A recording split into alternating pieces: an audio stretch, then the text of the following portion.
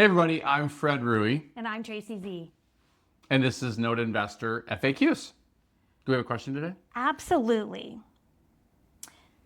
This is a great question. How does note investing compare to owning rental real estates for cash flow purposes? Oh, nice.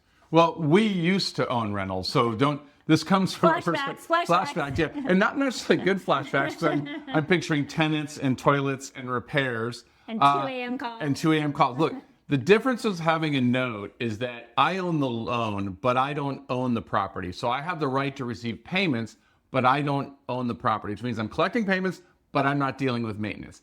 If I own the property and I rent it out, I'm dealing with tenants and toilets and and repairs and all that other stuff along the way. And so I just kind of like not dealing with people. That doesn't sound good, but you know what I mean? It is, and you have to realize that if you are a landlord, you have a lot of expenses, right? If taxes go up, you have to pay them. If insurance goes up, talk about insurance premium going up. Wow, you have to pay for those. If you need a new AC or a new roof, you have to pay for those. If you're not managing it yourself and you have a property manager, you have to pay for that.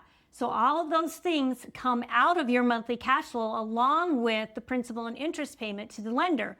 So when you're on the lender side of it, when you own the note, you're not paying all those expenses. The person who owns the property is paying the expenses. So our cash flow is generally a true cash flow. We've got a few expenses up front when we buy the note, and then if you have a third-party servicer managing the note, you may have a $25 to $30 cost on that note, but really our costs are very minimal and nominal compared to owning the real estate. So when you own a note, you get the cash flow with very little expenses and no 2 a.m. calls. Yep, you're the bank, you don't have tenants and toilets.